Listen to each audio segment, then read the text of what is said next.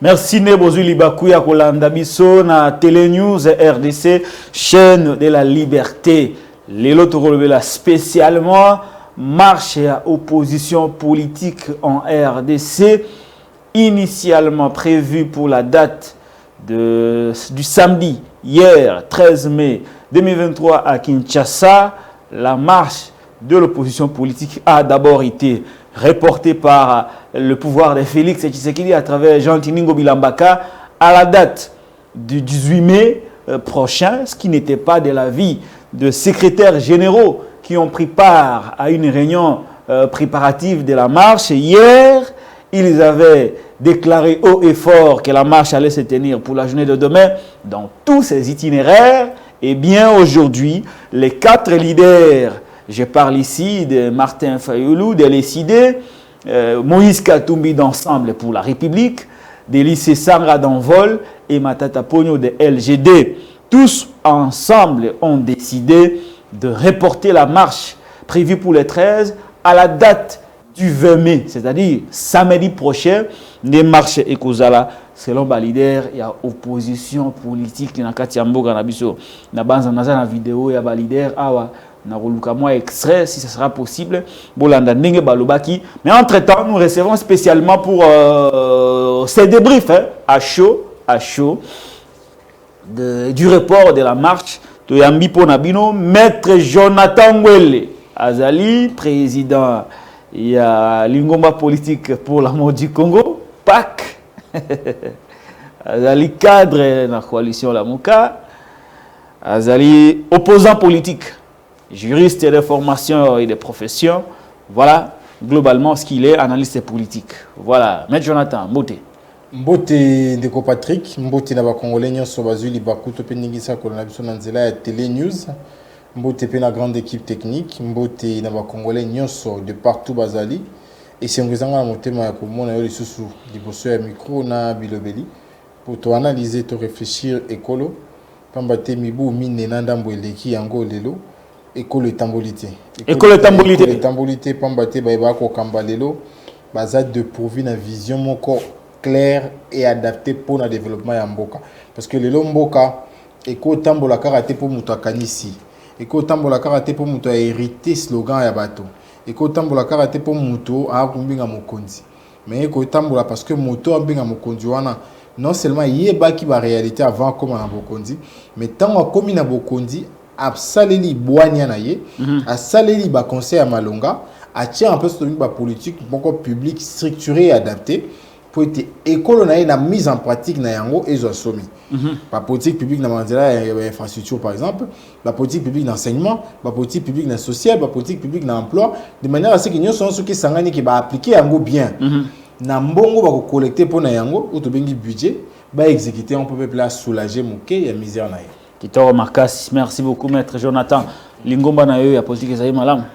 Pas Casa bien pour l'amour du Congo, Casa bien, que les 4 ans, parce que tant que tout ça là qui est en 2018, les Aguinés les lotés, les lots au moins te posent à la fière, bien que tu as siège à la province, nous sauter, mais tu as quand même un représentant. Allez, Malembe. Ouais, puis surtout, bon, à l'état pour t'implanter parti, tu peux irriter peu à partir de ta tata, puis surtout le roi va partir, puis surtout créer na bandeko, tu as mis bunda malem, mais pour toi asseoir yango, pour qu'ensemble, lobby comme on peut partir, mais quoi référence. Quand on est parti communiste chinois ou banda sanguza la kaka et maoche chumba de la vision wana pour qu'il délibouche ba congrès ko sale matoro mbunda malem et tout qui te faut Kitoro Marcas, merci beaucoup maître Jonathan. Kasi to kolobela mabi matali température et la démocratie congolaise sikawa surtout à travers la liberté d'expression. Liberté d'expression izali de plus en plus kokoma lokola un luxe na kati ya ekolo Congo.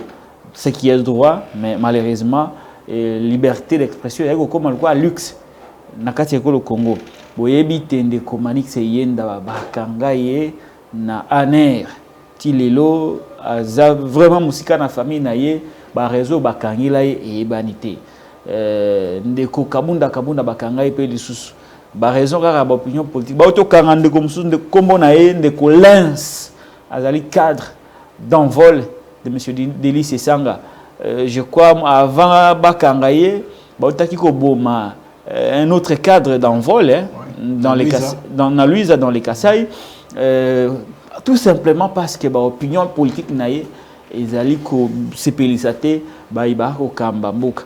Mais Jonathan Ngwele, ne craignez-vous pas que tozonga na époque à pensée unique où la loi, la liberté n'était que ce qui tournait autour du culte des personnalités de M. Mobutu, car c'est ce qui montre qu'on contredire, Barobenga est très très pour Tamboli, Banda ya volontaire président fondateur. Est-ce que les loyaux, on n'est pas en train de voir Félix Tshisekedi n'a pas ya démocrate, mais en réalité, au fond de lui, c'est un dictateur. Ndeko Patrick, il faut déjà que la démocratie, l'élo et Zaya Kokufa. Démocratie, Zaya Kokufa, on a beaucoup de temps. Zaya Kokufa, c'est un ndambo. Non, démocratie, ensemble, on a Zaya Kokufa. On a démontré, on a Pambate, on a un état sérieux. Démocratie est vivacité pour Bato Balingi. Mais démocratie est vivacité pour les institutions en place. Ils ont établi sur les normes où ils ont été bateau, vivre la démocratie. Par exemple, l'institution en place, c'est quoi? On a sali liberté à presse. Liberté à presse, c'est pas de Patrick Yakoloba. Non. Baché liberté pour yo ça nini, soit conscience au loba. On te donne pas la parole, mais on te donne les cadres d'expression avec une liberté à presse. Baché liberté à manifestation. Baché liberté à manifestation, non, il y a autant de la té, baché pour yo au manifester ce qu'on lingue. Baché liberté à réunion dans le culte. Donc, il y a un cadre de démocratie pour bateau, s'exprimer plutôt en conformité avec la démocratie. Mais pendant le président fondateur, de Antoine, à la question de l'Oral que il n'a jamais causé la démocrate. À quel statut à parti naïe? Où est-ce parti qu'on fait à la partie socio-démocrate? Alors, le a créé fonction président AI. Où est-ce jamais? Dans le statut à parti naïe, à créer. Avec créer un système, nous avons un mandat spécial. Et ça là peut être un système à parti naïe. Donc, nous avons déjà une tentative. Il y a qu'à préparer le peuple. Oui, c'est non. Moi, nous avons parti dans la salle. Nous avons bloqué les gens. Parce que la présidence a eu une bombe. Parce que nous avons fait un mandat spécial. Est-ce que c'est ça? Il est mal. Il est mal. Tant que le vité, pendant que Sabato était que Naza vraiment dictateur, on a flatté Bango. Les prisonniers sont dans ça, na Okanga. Les prisons clandestins. Les cachots clandestins. Voilà. On a humanisé, c'est ça le concept. Torotika là comment on est sous prisonnier d'opinion té. Puis c'est donc c'est la lecture type c'est la stratégie à dictateur. Côté qu'on a manifesté dictature on a une partie, bino lingala mbabino. Et puis tu vas dire au monde a velléité comme koya. Traque à journaliste. Pour la revolutionner liberté d'expression. Je crois que vous avez pas battu bosso té. Ouais, de quoi me support le pas journaliste va essayer que quand même de Patrick. Pourquoi? Parce que position il y a presse. Et maintenant c'est ça bango té. Na presse wana ba lui bati na message de bazio le quoi nyo imolé. Ba longo habité to que na niveau ya ba politique. Milinganyo na prison. Pourquoi? Parce que bah voix ya ba opposant to ya ba rester au Canada. Ba habité to kangi milinganyo. Mbote ko desi ko zali. Mais ba remarquer que ba tongo la opposition ba akana tout. Ba habité to za de kokitengi.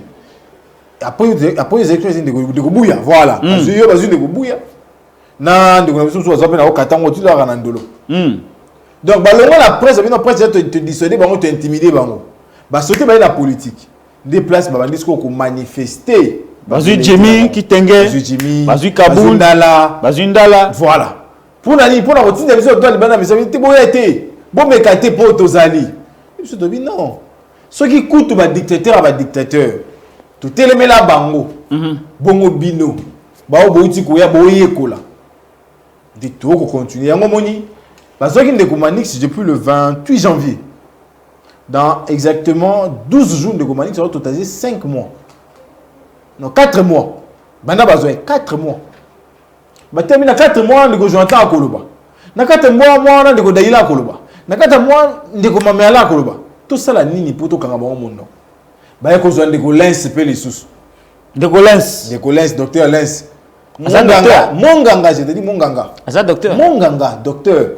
balobi te tozwa payer pour ça tozuye ndeko Amazon na kanga monoko ndeko pisisa okanga monoko tolobi non et ça peine perdue. Pourquoi? Parce que tout ce que nous exerçons aujourd'hui comme droit soubassement na yango eza mobeko likondi mobeko likondi eza cadeau pe sangate mobeko likondi eza document ngamo na voter na référendum parce que constitution référendaire. J'ai accepté moi que liberté après ces alawana. J'ai accepté moi que liberté associée aux alawana. J'ai accepté moi que mes opinions politiques puissent être garanties dans la carte. Ndé yango toko condamné avec véhémence ba pratique intimidatrice et tentaculaire. Parce que on a besoin d'intimidation. Pourtant tout le monde a l'autorité ba kangi demi balé na ane biso to banga. Té ce qui biso le to banga. Ça veut dire que tu as accompli ce souci de la démocratie. Même comparaison à ça, il y a un week-end passé dans Ndako. On a un discours à l'opposant en France. On a un société civile. Les syndicalistes sont au côté de la réforme à retraite. Il y a des gens qui disent que un service de sécurité. Mais c'est parce que chaque jour, et puis la marche que ça, la marche ça ne jamais en France. Bah qu'on détruit la mairie, mais non, on a quitté la zone moto, on a instigateur, voilà, tout la zone moto, on a mobilisateur, voilà, bah kangi. Bah oui, c'est sûr que nous allons dire la vieille démocratie. Il y a mis balé.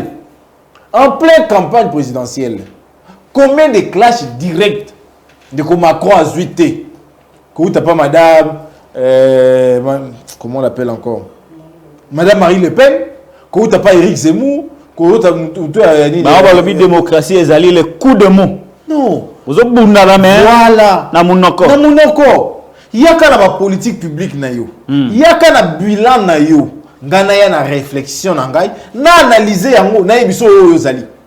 C'est ça le combat politique. Si comme dans le bité to boy na biso te mbuka tombolo compétence et gestion en angoté.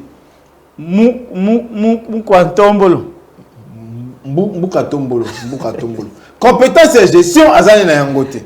A s'entourer pe sur na bateau ba ba ko ba capable té. Te to le bité biso ndo chaka maloba. To biso ndo bité moni social ne bobomi yango. Pistolet à 300 le botami na Congo. Alors ils ont 100 francs. Pour n'aller pour ça pas capable était. C'est le to consomme litre essence na 2850 pour boire capable était. Les lots congolais congolais 3 fois té pour boire capable était. Des de bité. Kasi bakenda ki koluka maïs. Na Afrique du Sud pe na Zambie. Mais na Zambie balobi biso ata ko teka maïs était boza ba engrais chimique. Boyo ça la bilanga si c'est un dossier à démocratie. Pour les peuple na bino. C'est un dossier à démocratie avant na kota dossier ensemble. Si ça. Donc vu parenthèse kaka. Vie à démocratie lelo et vivre té. So ezala ki c'est maman azala ki na wana. Wana omona ba otika ya loba a comprendre ba tata ba tombo ka salité ba otika ya loba. Pour azamuto ya bango. Alors qu'il y a une éducation à la montée. So ezalaki na tanga ba Judas Iscariote ozawala mususu na sanzete na yabandi loka mama tel afinga asisi ke pe akoma makalate. Pourquoi? Parce que azala ka au pouvoir. Les plus grands impolis, les plus grands insultés, bon tu la parti au pouvoir. Et en gaïté kabu ya mtolobi yango. Alors bon on a TV sur Tolanda. Na parti na ngaba jeune ba ki ma débat. Musala bango be mafinga. Attends, ils sont mis ça, toi, pas mal, mis ça, toi, on a débat. Si pour nani ko entretenir na carte libota politique na yo, ba insulter, ou ba prendre un débat d'idée. Ou ba za prendre un jeu de mots. Et puis ba o ba za makasi na combat d'idée. Ndé wala bo comme si ba ennemi gérer na bino. Bo tchaka bango sous filature, bo tchaka bango sous écoute. Bo bisera manda pamba et bo détenir bango délai à ba jour prévu. Très bien. En depuis l'arrestation de Comanix, de Colès, auto kosenga to continue kosenga libération bango immédiate de Kombelu. De Kombelu. Lobby Caleb pas à la capacité te. Ngana ozo biseka comme na Mbelu. Na ko biseka lobby pe de Caleb azaki tout puissant. Mais où bela pété de Caleb ba ko luka exil.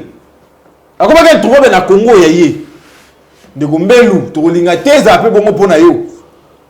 Tika démocratie vivre. Tika ni démocratie. Tika démocratie vivre. Démocratie ça le l'autre côté. Tika démocratie de Gombelo. Tika démocratie. Toi les comme ensemble de Patrick. Mboko a 80 millions de terres arabes. 80 millions de terres arabes. Mboko so boaki masangu boaki mbuma lisangu na tongo alors moi j'ai que no bandi bota ozo imaginer mboko wana nde mboko lelo bande ko na biso baza capable de connaître biso. Est-ce qu'on est sérieux? Est-ce que tu es vraiment sérieux? Balobi te ba ke ndoko senga masangu alors que na mois d'avril bamboko wana ba partenaire apesa so masangu ba bimisa déjà ba communiquer balobi te ba stock na biso nyonso to teki déjà récolte to ko sala et za la récolte pour na ko fournir bato to tekelaki déjà biso mo pétrolier pour to comment na autosuffisance alimentaire. Ah Zambia comment na autosuffisance alimentaire? Baliara masangu na bango o etika de bateka. Oh, la plus-value. Surplus wana. Et puis so batekeli ba zanga te. Ende mo na mibi. Na mibi na mbisi pena ako tekelo mbisi atekelo mais yemo ko zanga te. Et biso lac Tanganyika zana 3 couches ya mbisi. Pour ça on a des vieilles. Pour ça soko fa na vieilles. Mais autosuffisance alimentaire tu atteindre 80 millions de terres arables. Oh nini ndikulu nanga mu ki alobaka ba terres arabes. Imaginez. Mais malgré 80 millions wana batongi bakundi bakale na ba faux commune. Toke luka masangu libanda ba pesi biso ba engrais chimique. Yokati. Message nini oyo Zambia ngaka apesa na kamera na bato bakende kuna. Totindi 8 personnes. Délégation à bateau 8 nego Patrick. Les officiels. Pour pas que négocier masangu. Bakomi kuna ba esi mabino masangu apesa bino. Réalité o. Solution quand ils ont pesa bino mbuma. To pesa bino kona. Boke de rolona. Tala de grands insultes au bokambia de kanto na fini sa biso. Ole biso to le sabango. Bango va répondre aux questions c'est tout mbuma to ke dolona. Très bien. Et puis on va te non ça va pesa bino mbuma. Mais so boloni bolie na bino mo. Abagisi. Boka nza oteka te bolie na bino mo. Si qu'on fasse un dilemme wana. Ndo mo yabengi Patrick na bango Patrick ma po ya Patrick ma ozi Patrick ma beba ine babito tilo ba menoir. Menoir. Pour Patrick a constaté. Patrick yebisa biso ke to kende kuna ba pesa biso te pour déjà ba teka ba stock na bango. Ba pesa biso nde mbuma. Patrick yisa ma so to le biboye. Menoir biso. To ko tsa menoir na kati. Non. Lelo rotuna pe malonga ba congolais ba rotuna. Na cote pas il y a budget na biso de ko Patrick.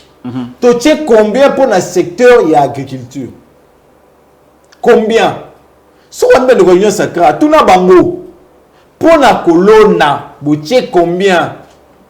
Pour la colonna mbisi, vous savez combien?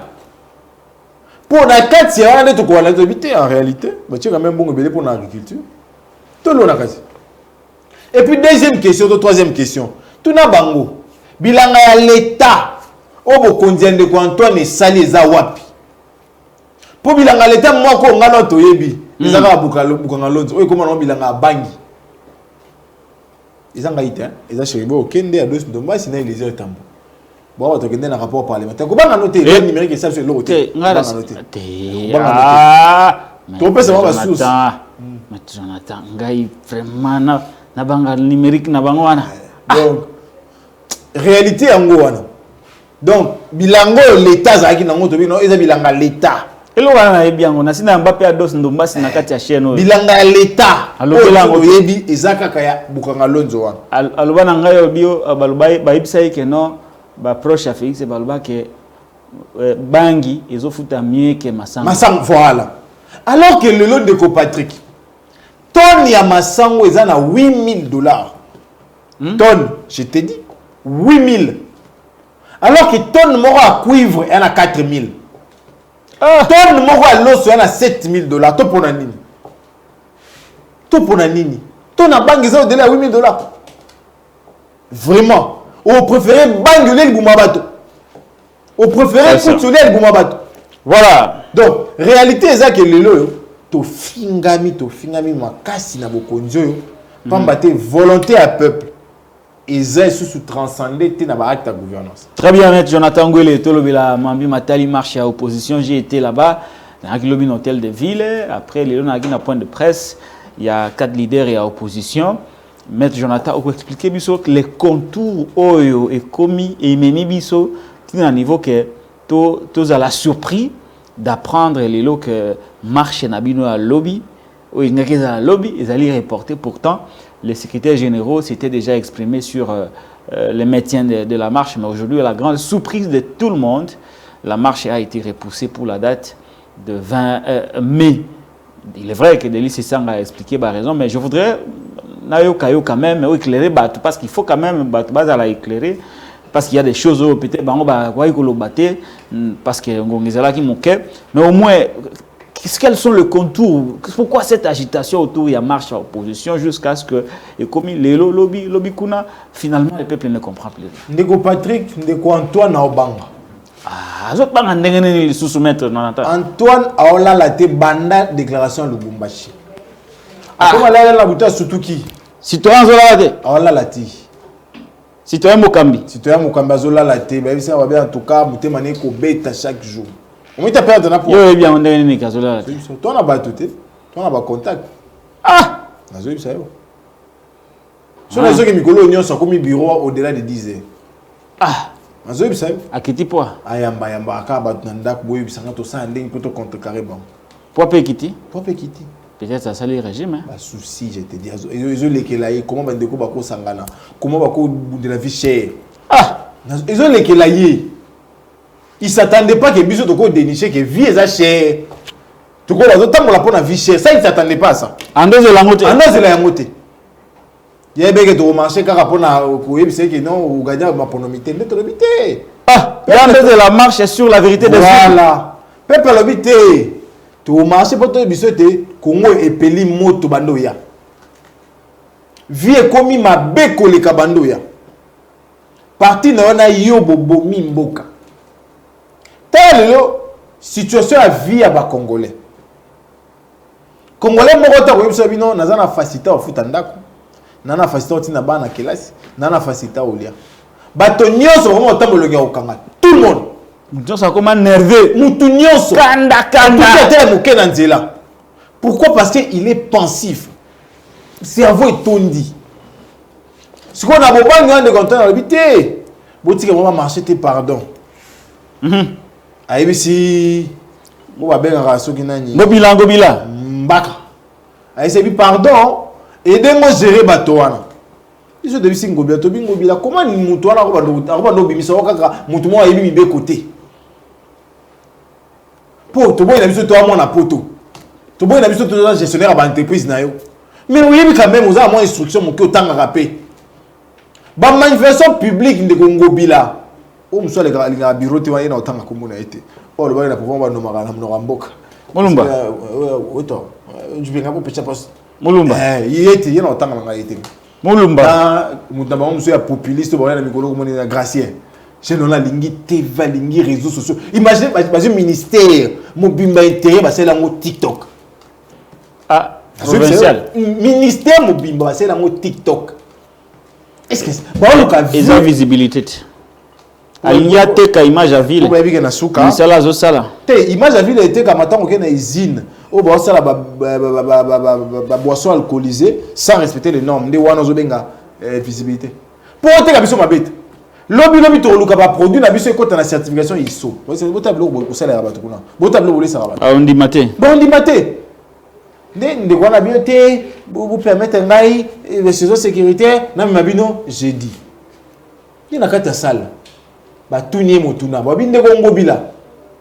Situation sécuritaire on a problème na niveau nini. La menace est située à quel niveau? Wana ba opposant bazo tuna na ngobila. Ongo bila lobi que situation sécurité za mala longue na kisasa. Débat tout ni na niveau nini. Quelle était la réponse de Ngobila Ngobila? Les bandits silisi disposition wana et lobamité. Alors bien voté. Au moins je vous dis c'est que la sécurité n'est pas bonne. Vous imaginez un peu ça c'est un tako Kambavi. Ndeko Patrick. Moto aza obligé à cause de ma décision. Mais ma décision faut la motiver. Ayela sopeka ba jeu au non zone net. Ni zone net. On a côté kuna babimara mingi. Situation les aki ngwana. Ba jeune babimara mingi a bloqué. On a zando na boulevard awa, là c'est la institution. Au moins j'ai fait deux années de regard. Si quoi la non la situation sécuritaire n'est pas bonne. Par rapport à quoi? Elle se situe où la menace? Il n'a pas été en mesure de nous dire ça. Donc, CG Babi, non, nous maintenons notre marche. Pour dire à ces messieurs et à son équipe que la loi qui régente les manifestations publiques, oh, mon quoi, artisan, on a bon, comme on est, c'est ça. Et tu n'as jamais consacré le régime de autorisation. Tu as jeudi, hein? Non, tu as jeudi. Tu as un bureau de chemise, jeudi. Un responsable, jeudi. Ah. Jeudi. Papier. Jeudi. Jeudi. Il y a un pour moi, réseaux sociaux. Lingi réseaux sociaux. Et puis, tout le gouvernement. Est-ce qu'on est sérieux là? Est-ce que tu as un bateau, il y a un bateau, il y a Yambi. En chemise, cravate. Il y a la police. Bien habillé. Sokoto. Moulumba. Est-ce qu'on est sérieux en chemise? T'es un peu bongi, hein? Non, mais est-ce qu'il faudrait quand même dire à ces gens que vous êtes gouvernants? Nabajour y a boyé. Garde ta poitrine. Bomba tolo na yo, papa. Bomba yango. Débat CG balobité, toujours maintenir marche. Tobimi biso ko tobani ba investigation na biso. On se rend compte qu'en réalité ba de quoi limiter. Ba on ça la projet à perturber manifestation na biso. Voilà l'investigation à Bisso. Obo Sali. Bandeko sous les bois. Et sous les bois. Projet là, on a infiltré Mars na Bisso. Et la carte d'infiltration va ça à Moboulou. Pour Poulou sous na bango. Et ça la carnage. Après Balati sango na opposition. Balati sango opposition. Opposition ça la qui marche wa. Pourquoi? Parce que opposition ya bango va saler à 37 ans avec beaucoup de voyoucratie na kati. Opposition ya ko buka ya ko tumba ya ko iba bloka bato. Biso de au salaire. Des temps où tu analyses de oui bien été. Dès que tu as mon compte évité, tu as mon compte. Tata Félix Patrick, c'est mission. C'est mission. Tata Mokonzi. Au Baki j'ai cru que c'était Félix. Félix a gagné l'élection. Continuez. Le vous oubliez ça clair. Tu bénis de tata mon compte. Tu as la référence toi na moi après regroupement tout sali yango. Il y a bien sûr de lui oui. Bon ça va na obenga bandeko to ina bango to réfléchir ensemble. Et vous savez que plusieurs autres informations ils ont concordé dans ndenge moko. To lobité. Biso to tambolaka pacifiquement. La preuve c'est que bana to bandi ba marche en 2019 de Patrick. Et lo kam te yiba makate to tumbakate. Les comptes de la victime de perdre avec la Nabiso. Pourquoi? Parce que nous pensons que le peuple peut marcher librement et calmement sans casse, sans blessure.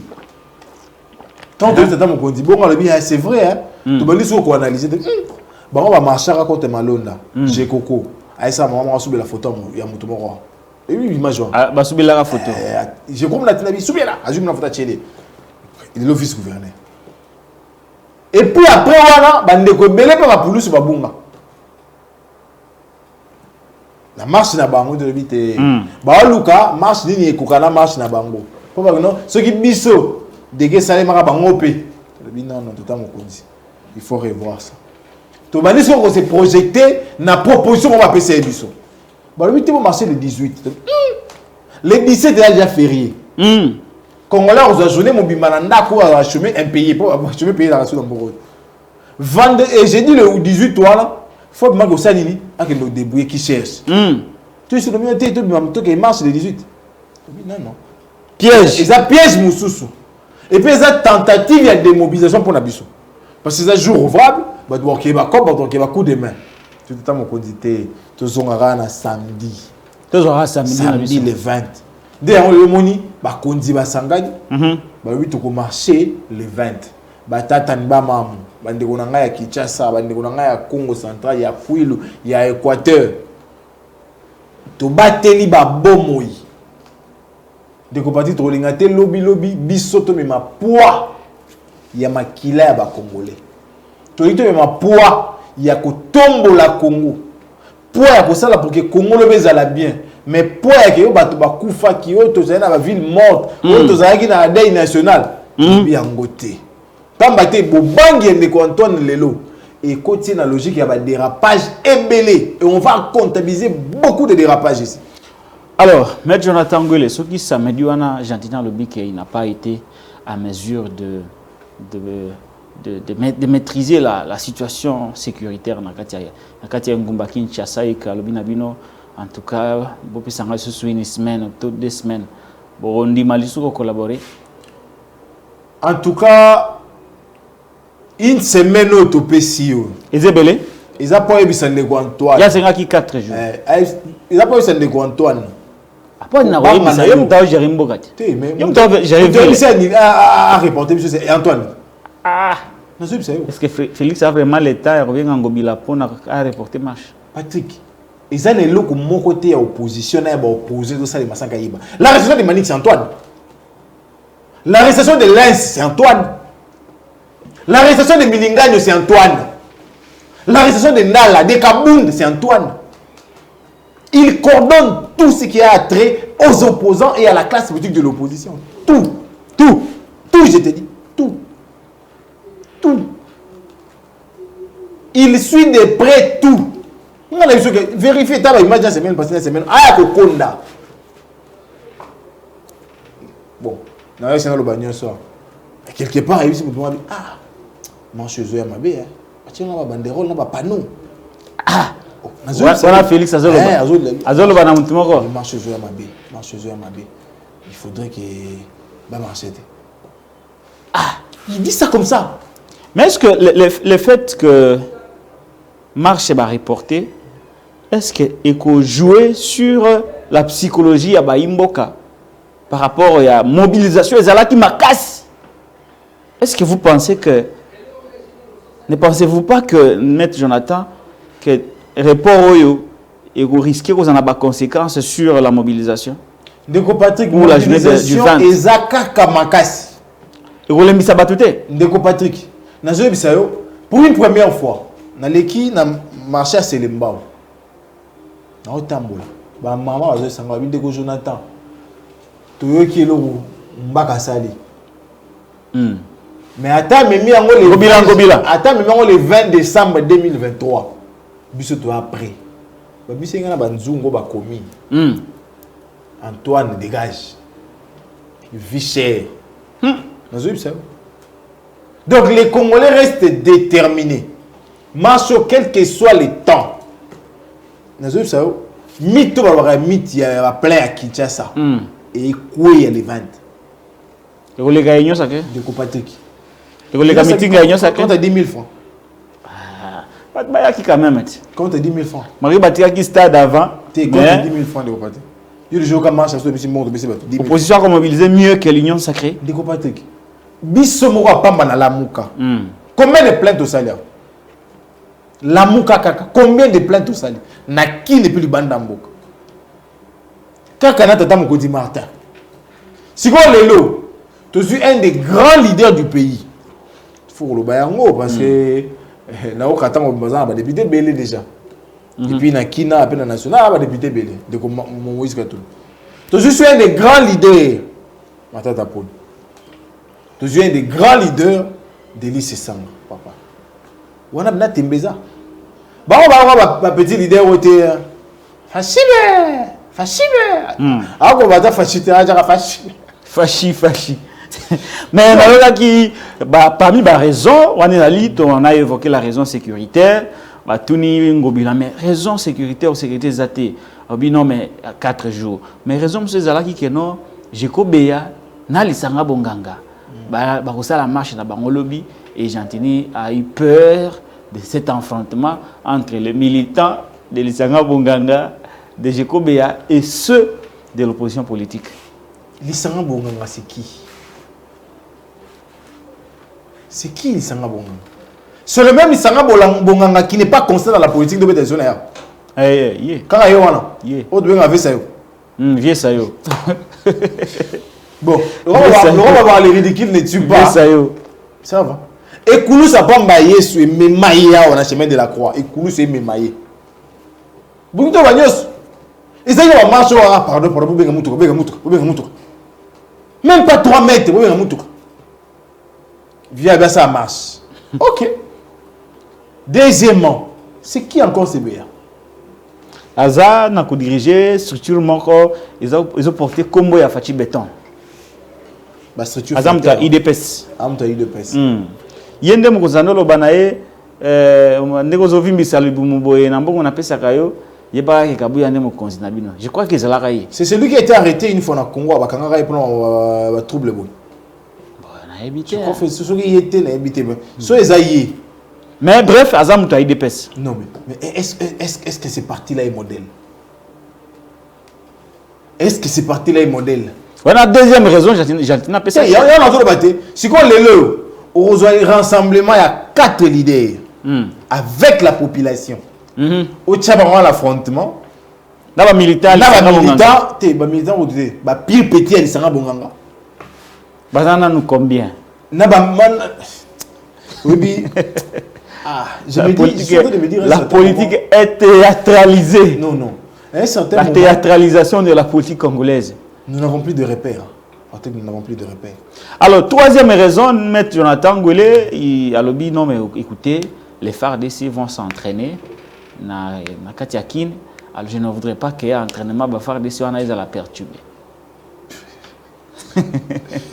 Donc, les FARDC vont s'entraîner dans l'Emba. Voilà, il y a raison, Jandina Pesaki. Non, mais déjà, c'est pour nous dire en clair que ces gens n'ont rien compris de ce que c'est une gouvernance. Les FARDC, bana ba école na ba centre na bango. Tu dis Kibomango. Kibomango c'est à combien de kilomètres il y a comme Maluku. Il y a comme capitale, il y a comme ville plutôt. Kota ko les akuna. Pourquoi ils ne vont pas s'entraîner là-bas? Si on va dans la footing, tu comprends dans la ville. Mais entraînement, ils vont s'entraîner avec des armes à feu, ils vont s'entraîner avec la tenue militaire en pleine capitale. Est-ce qu'on est sérieux là? Est-ce que vraiment on est sérieux? Donc, raison onyoso, et raison encore farfelu, raison encore dépourvu de tout fondement.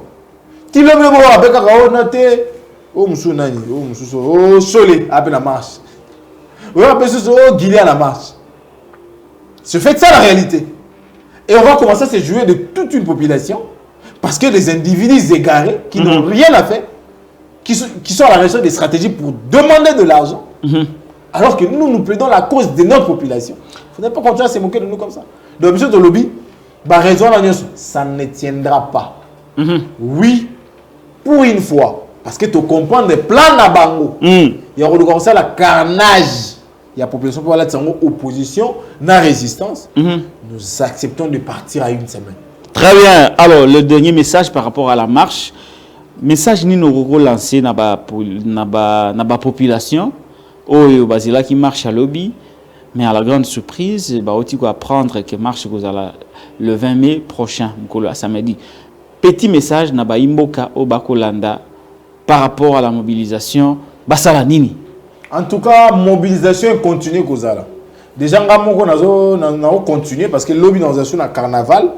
La carnaval oui, la mobilisation marche le 20. Lobby ngai. Yo moko. Lobby na batu ngai. Aussi ba autorisation.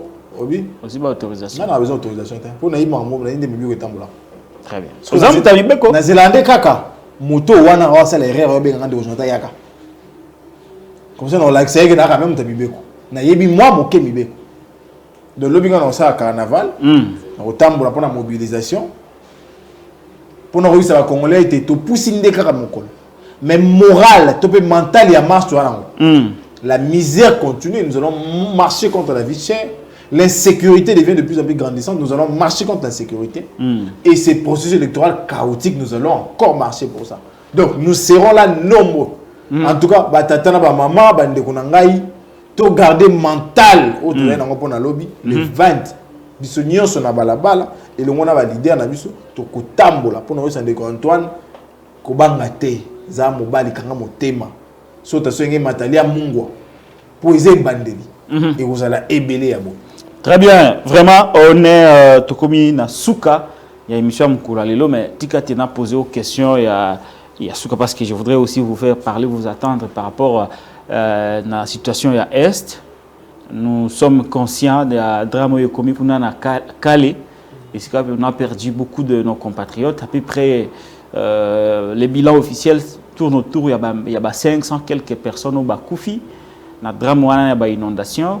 Mais selon nos informations, le bilan a évolué jusqu'à 1000 personnes. Parce que à chaque fois, des familles se retrouvent sans un père de famille, sans un frère, sans une soeur, sans un enfant. Et donc, le bilan ne fait que ça s'alourdir par rapport à ce drame qui est arrivé dans Katiamboga Nabiso. Nous sommes conscients et nous compatissons avec les familles des victimes et les familles éplorées. Alors, mais Jonathan Ngouélé, par rapport à la situation sécuritaire dans la partie Est, tout comme à Kinshasa, à Lubumbashi, au niveau du Gomba-Ndundu, généralement, la situation sécuritaire est au béba chaque jour davantage. Alors, par rapport à la recherche de solutions, surtout à celle de l'Est, Ndeko Félix Tshisekedi, à Kindeki na Sadek, et si quand il annonce que Sadek est père Kutinda, Oyaye, Bambila, Bayakubunda, cette fois-ci, pour Nagoluka, que la solution dans l'Italie Est. Bon, c'est une solution palliative. Mais est-ce que cette solution ne vient pas en fait se heurter à un autre problème, où ils ont le problème EAC? Comment se passera la fonctionnalité de ces deux armées des organisations sous-régionales, SADC et EAC? EAC est là avec un mandat de protéger les M23, parce que les FADC ne peuvent pas combattre les M23, donc on va protéger les M23. La SADC vient pour combattre les M23. Qu'est-ce qui va se passer? Est-ce qu'il y aura un affrontement entre les armées de l'EAC et celles de la SADC? Est-ce que c'est la solution qu'il fallait ou il y a une autre solution que Félix pouvait utiliser pour résoudre cette problématique de l'Est? Ndeko Patrick, je suis monté mes bettingai. Monté mes bettingai pour qu'on a leçon aux expatriés moko à pessi na gouvernement ya mboka nangai. Leçon ni. Drama Kali. Gouvernement tindi ba représentant naï. Ba mimi ba sac pour pas kunda ba fausse commune. Alors que nous avons plus de 80 millions de terres arabes. Plus de 403 personnes enterrées dans la fosse commune. Alors que tu as un état moko. Tu as affecté un cimetière pour kundi bat. Na Rwanda ba sali cimetière à Singapore na kunda 115 morts là-bas. So expatrié wana comme on dit à riche qui mariche. Atini plus de 110 cercueils en bois. Est-ce que vous imaginez? Arrivo kunda ba dans cercueil dans conditions humaines. A ce qui fait qu'à Wanate, à ce moment médecin là on a Kinshasa tindi bango kuna. Arrivo ça la clinique mobile. Peut-être bateau ba monde na ba ça des comme moi ça cause la moi bon il réanimer. Mais l'État congolais parti sans médecin, sans cercueil. Où il y a 2 500 000 Européens ça va victime. On parle de plus de 5025 disparus. Au Baolukati Lelo. L'État congolais est incapable de mettre en sécurité ces gens-là. Parce que drame modèle Luana et Salemara déjà à Namatadi Kibala. On a perdu comme ça 114 personnes. Donc l'État devait déjà, par rapport à drame Luana, pour Zakimboula Pekak, qu'on revoie plein aménagement et à RDC. Balobi les rescapés, bamsu bazana ba colline, bamsu ba kimi, bazola la libanda, bana mike mikolo. C'est extrêmement douloureux. Donc, extrêmement et la gouvernance est extrêmement incapable pour résoudre ce problème. Parce que ce qui est le ministère aménagement a évité qu'on revoie plan aménagement à RDC. Urbanisme a évité qu'on revoie plan urbanistique à la ville Nabiso. Ça veut dire que nous sommes en insécurité. Parce que nos villes ont été conçues pour une capacité quelconque de personnes. Mais on vit à l'exode rural, on vit à pauvreté grandissante. La mutation est salemi, l'exode des salemi. La province est tombée de détriment à Moussous. Il faut revoir les habitations. Ça, l'État congolais ne sait pas voir. Avant, c'était Kinshasa. Aujourd'hui, c'est Calais. Demain, c'est pas la province ni Moussous. Mais est-ce que l'État prend des mesures pour anticiper? Ça, je dis non. Deuxièmement, tu veux qu'on soit dans la question sécuritaire. Alombango. Pour à Malongo, pour la nuit, Antoine a eu Karambala Mokoti. Ah, pour la nuit, citoyen Mukambi. Pour la nuit, c'est de Karambala Mokoti. Bissole ton doigt, c'était presque au Kenya, cette communauté africaine, il fallait pas. Ouais. Même si on plutôt dans Sadek. Zalaka déjà. Té, Zongisa Bisso Kuna. Pour la nuit. Pour Sadek a manifesté déjà solidarité dans Bisso. Même par l'histoire, Sadek a soutenu Laurent Désiré Kabila. À l'époque. On s'est rappelé que Mikolomiki au Tsukoleka, Rwanda a un droit comment membre. Baboyi. Bah ici se comporter à ma mère avec un état voisin. Moutonoko posa à ma fausse à Afrique d'ici. Si quoi état va soutenir déjà bongo. Pourquoi ne pas aller faire confiance? Et puis de deux, mission offensive au niveau africain, ils en ont deux. Et ils en ont deux compartiments et ils iront comment. Et cette mission offensive il y a SADC. Mais l'Union africaine n'y moko. La preuve c'est que on a fait partie de la mission offensive de l'Union africaine dans RCA. On s'est rappelé. Tout ça, police, bunda kuna malonga, bete lo maboko na suka. Si qu'on le lobby théo qui est dans SADC. Alors que SADC comme qu'il y a la mission offensive na East African Community. Il y a la mission offensive il y a créé une zone tampon. Si qu'on le lobby sangai. Mutuna malongo mutuna kitoko d'ailleurs, oh c'est maman robituna te. Transition wane au sein les mandengeni. Fonctionnalité sur terrain. Et ça les mandengeni. Est-ce que là ou à offensive. Est-ce que RCA causé là ça décaille à tirer bon yakib. Alors que RCA dans la accord est na ba M23. Ouais c'est par exemple que non, ngana ozana ba zone wana pour bongo R frère ça yate. Ce que ceux qui RCA tiki FA de cette thématique SADC et ils ont constitué comme respect à accord na ba M23 toté. Ça c'est le problème. Et quand on va saler biso na EAC, to e baté ba pendant combien de temps? Baza combien? Et puis commandement là-bas, on n'est pas en sur la SADC. Qu'est-ce qui aurait dû être fait avant que Tokoma na étape parce que Tshisekedi n'a plus confiance, selon les pressions qu'il nous donne, à l'EAC. Vous avez suivi ces dernières déclarations. Il a même dit d'ici je ne veux pas qu'il ait. Donc ça veut dire que la crise de confiance est là. Voilà. Maintenant, qu'est-ce qu'il aurait pu faire avant Yakouro Benga force à SADC? Parce que ceux qui force à SADC, il va coûter assez fonctionnalité aux alapas. Qu'est-ce qui aurait dû être fait pour éviter affrontement sur le théâtre des opérations? Du coup, parce que c'est ce qui est de content dans le président SADC. Il y a l'Union africaine. Oui, Naïbi. À autant à la paix à SADC. Tu es le deuxième vice-président. Voilà, deuxième vice-président SADC. Donc déjà au niveau de l'Union africaine, tu crois qu'il y a une mission d'intervention pour le Congo. À ça, il y a à ça, il y a mais Kagame Azela qui t'a envoyé à Silisi, présidence de l'Union africaine, là, il y a M23. M23, bandagi déjà, il faut mettre ta machine bien. Ah, Balaka na Kisasawa, 14 mois. Oui, heureusement précisé. Bana il y a un sur invitation du pouvoir. Voilà. Mbata a dit que c'était une erreur. Parce que nous, on invente rien. Vous imaginez un peu. Voilà. Donc, en réalité, Zawana, aux aïeux de l'Union africaine, on dit bon, tout le monde a fait on a Kina, on a pointé des mondiaux à l'Union africaine, on a moyen opéré. Il ne l'a pas fait. Tant qu'on a eu deuxième vice-président, c'est à SADC. Il ne l'a pas fait également. Il y a aussi une force à SADC. Avec le même chose, Mbang, Betty, EAC. Tu comprends la EAC, monsieur? EAC, Rwanda est la troisième nation à adhérer à Kuna. 4 nations vont adhérer après. Ça veut dire qu'il y a une préséance. Il va devoir Yeming. Et puis la preuve, ils ont tweet Yakakuta Museveni. Avec Kagame, ils ont oncle Nanga. Attends un renseignement dans Mbonga, tata Nangai. Donc respect, il y a l'armée ougandaise, les amis, l'armée rwandaise qui est l'armée congolaise. Tout qui n'est pas la bangote. Ah, mais même sans coût pour informer le Parlement, sans informer les peuples. Parce que le Parlement est un peuple. Informer le peuple était. Ah, mais il y a un Tala Lelo, Congo comme un grand théâtre. Tala ce qu'on appelle ce problème tout ça.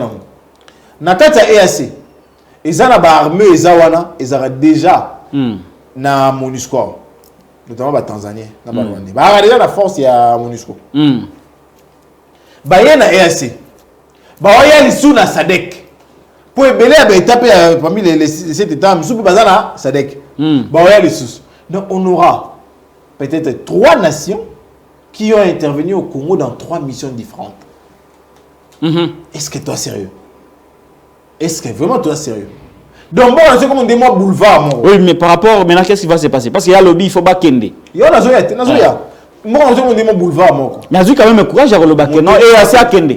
Non, mais les temps que nous avons perdu avec l'EAC, on va collecter un parc au Kuna. On va diriger Kuna. Qui va payer ça? Parce qu'ils ont géré nos terres. Ils ont géré nos populations. Est-ce qu'il y a ça? Ils ont géré nos finances. Est-ce qu'il y a ça au Kende? Non seulement au Kende, mais quand on a sali, on a réparé yango. Et à ça, il y a fait les terres de Patrick. Et ça y est, au fait l'été. Mais est-ce qu'il y a un niveau qui est de commencer? Il y a un moment, attention à des niveaux qui est tu pas des niveaux qui est mais mon tour comme peuple, ils attendent de perdre naïe awa. Comment on va faire pour rattraper ça? Comment nous allons faire pour rattraper ça?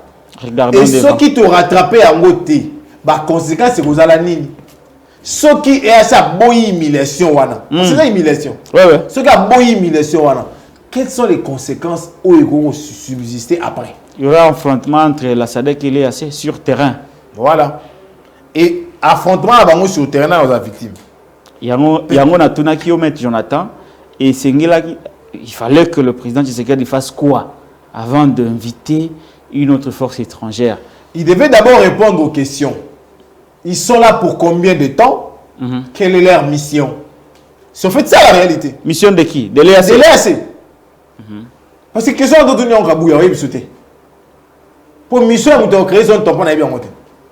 Pour mission de créer un tampon. À mon niveau, bango peut-être balingo aucun sauter parce qu'ils l'ont dit. Talakout va changer qui commandant force régionale sans que Yayeba va changer citoyen Antoine Yayeba qui n'a été.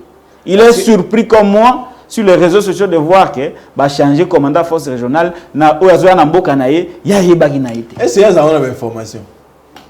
Non, là au moins il n'était pas au courant. Non, mais est-ce qu'il est au moins informé? Ah, est-ce qu'il y a dit que tu expliques ça carréga, mais tu retires notre accréditation et tu bien? Ah oui, hein. Il est toujours ambassadeur. Oui, mais il va se nommer sur la Belgique. Rwanda, tu vas nommer quoi? Est-ce que vous pouvez imaginer ça un état sérieux? Vous décidez d'expulser quelqu'un, mais vous gardez sa lettre d'accréditation. Donc, vous faire fonctionner comme ambassadeur, mais Libanais en boucle. C'est en fait ça la réalité. C'est en fait ça la réalité. Donc, on va aller comme ça de erreur en erreur, et dans l'attendant, c'est nous qui perdons en temps. Mais là, c'est une situation qui est floue, on ne sait pas comment on va la gérer. Et là, maintenant, il faudrait que le gouvernement nous donne des réponses. Après, c'est la réponse. Très bien.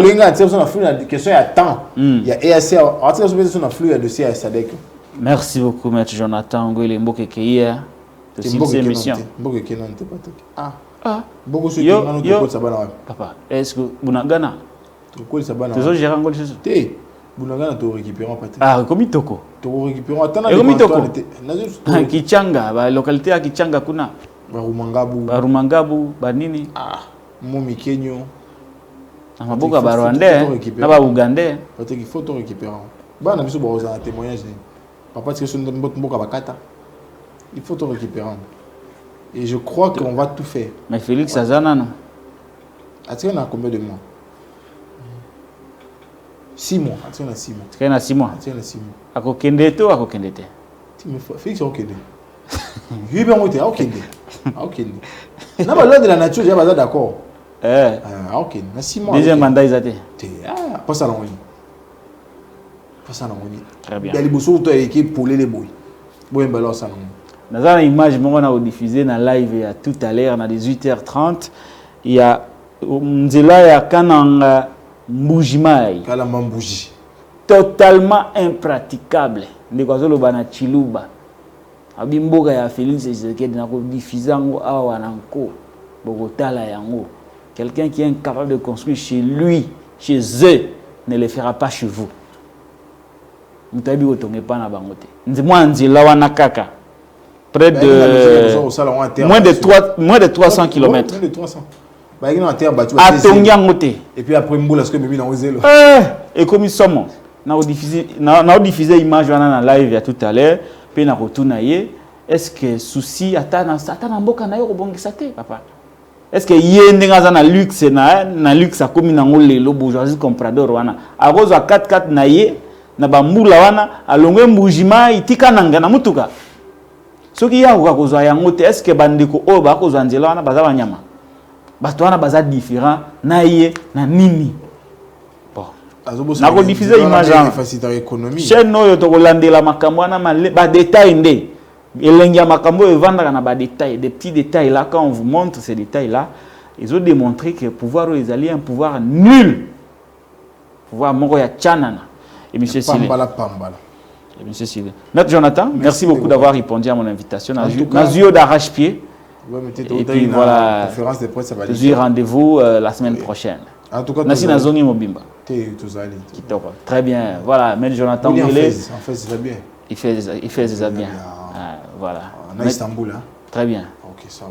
Le Tamboli 500 km. Ok. Zéro trou. Zéro trou. Ce que moi net kodenda c'est que ça dodane. Ok. Mais quel dodane? Un dodane VIP. Ah. T'es pas dit tonton Ngamboko est comme un bon. Siko, c'est que d'azoko ya kenda bambuka ana. 500 km na bus hein. 500 km na bus. Mais chez Yekuna kananga mbujimai. Impraticable. Mais tu vas koto. À la Tiversas. Bah le roi soleil. Fertilité.